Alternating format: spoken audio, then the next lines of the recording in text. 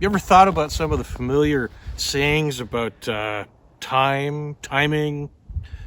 Right place, right time. Don't be late. Time is money. Okay. Evidently, time is supposed to be important. Okay. Now, what about God? Are God's plans on time? Does God miss deadlines? Okay. Would you ever hear the Almighty mumbling with a troubled look? Oops. That might be disconcerting. Okay.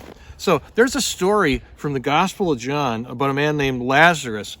He got really sick, and his sisters, Martha and Mary, sent for Jesus. They knew Jesus could heal anybody, and Jesus was their friend. So here's how the story opens. John 11, verses 1 and 3 through 4 to start with. Now a man named Lazarus was sick. He was from Bethany, the village of Mary and her sister Martha. So the sisters sent word to Jesus, Lord, the one you love is sick.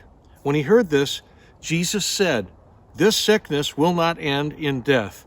No, it is for God's glory, so that God's Son may be glorified through it. Now, doesn't that sound like a done deal to you? It sounds pretty much like, hey, Lazarus is sick, and this sickness won't end in death. Notice what Jesus said, won't end in death. That's important later. Well, awesome. Let's go, Jesus, right? So, verses 6 through 7. So when he heard that Lazarus was sick, he stayed where he was 2 more days. Okay. Let's follow this. It's urgent. Come now. Lazarus is sick. So Jesus stayed where he was 2 more days. Then he said to his disciples, well, let's go back to Judea. What? Lazarus is sick? And the request was, come now? And Jesus stays 2 more days. This is getting weird, all right? Let's pick up in verse 11. After he had said this, he went on to tell them, our friend Lazarus has fallen asleep, but I am going there to wake him up. His disciples replied, Lord, if he sleeps, he will get better.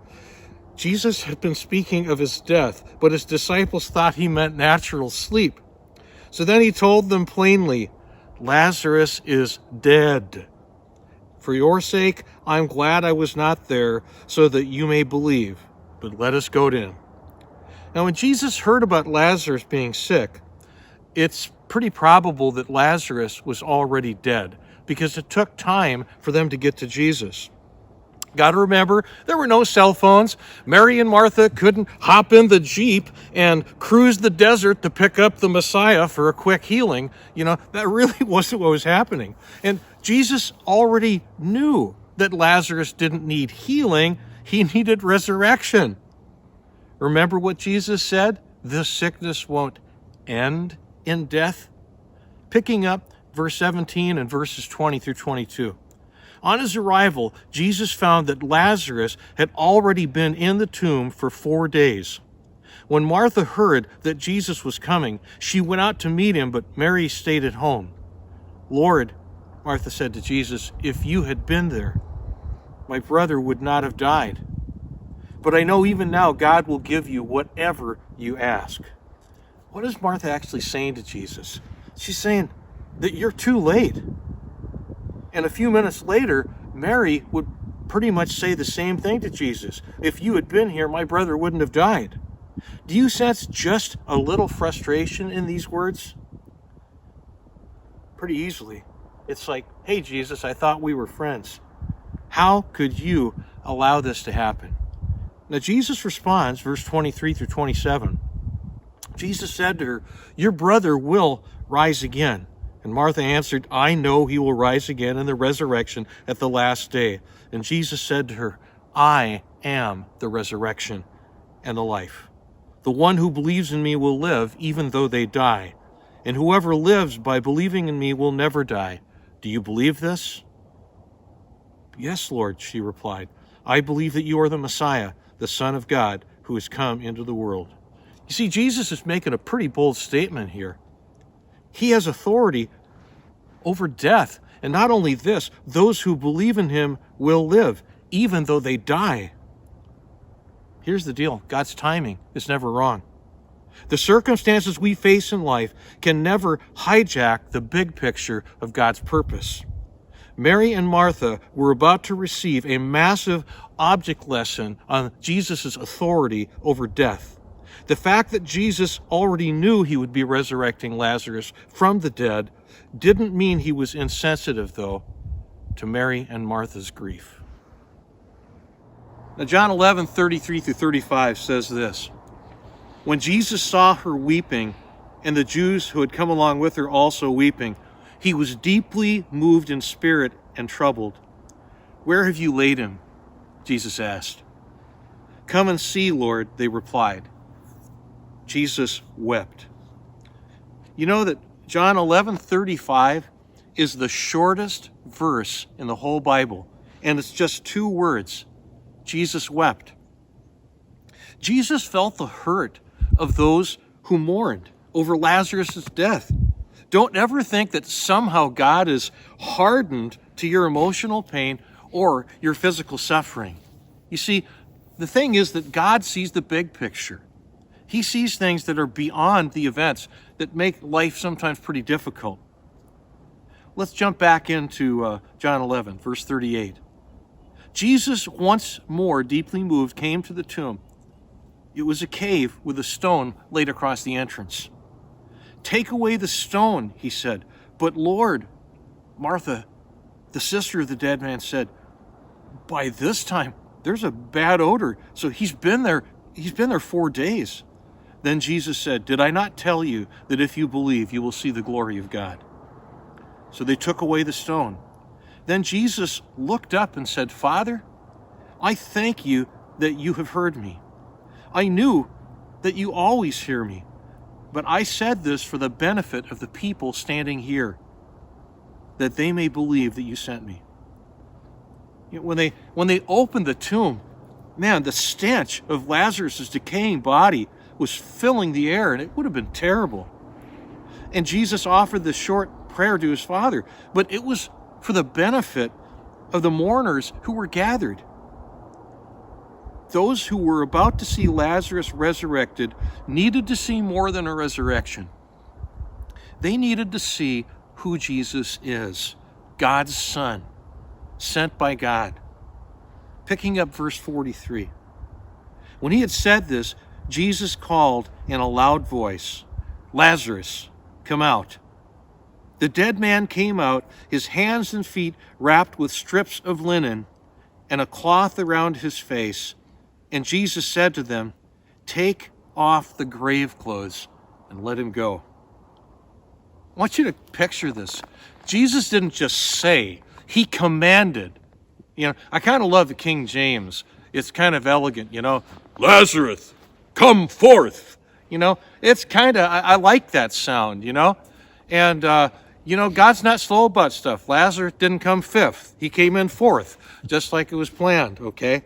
So the idea is that Lazarus was in grave clothes, and he was probably kind of shuffling or hopping even, because he's wrapped up like a freaking Egyptian mummy. I mean, it's like there's life happening, but it's almost kind of comical because, yeah, he's risen from the dead. Can you imagine how scary that would be? You're all wrapped up in grave clothes?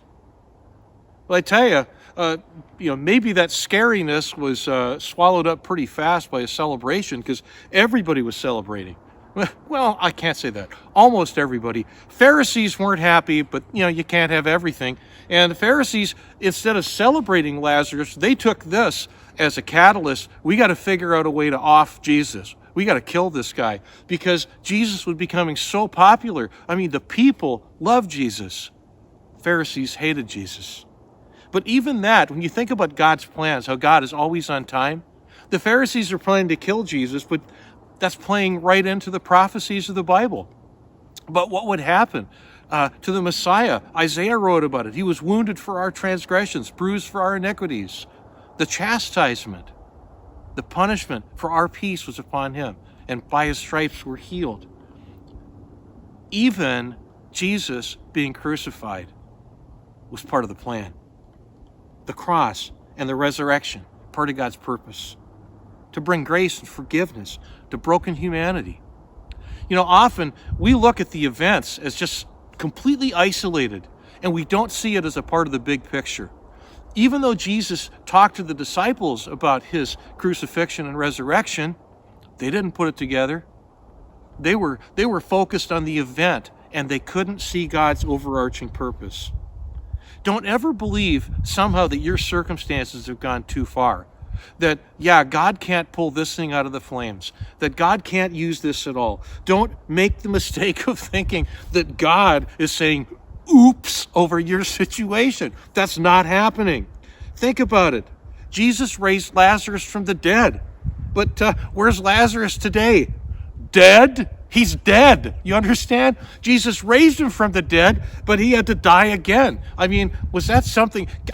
We have friends like this. They come up. I can imagine that after this whole resurrection, somebody came up to Lazarus and said, you're going to die again. Those are the people you don't want to have coffee with too much, right? But they're there. Okay. But the fact is that Lazarus might be dead and buried.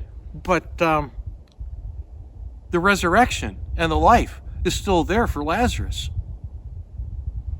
Think about it.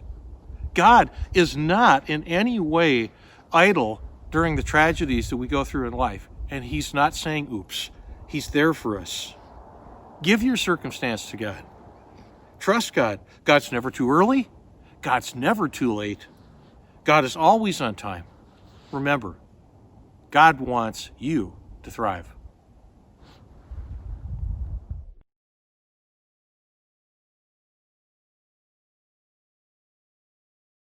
Have you ever been disappointed by what God allowed to happen?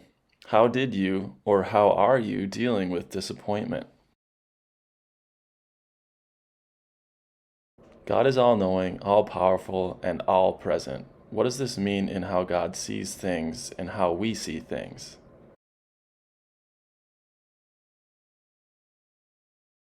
How would you explain the fact that just because God can do anything doesn't imply God will do anything?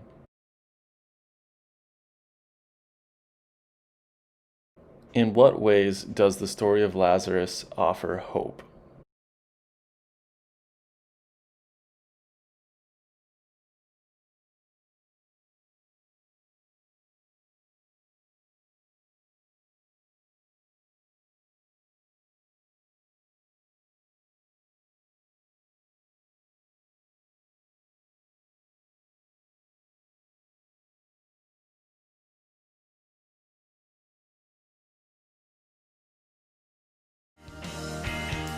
Thanks for watching.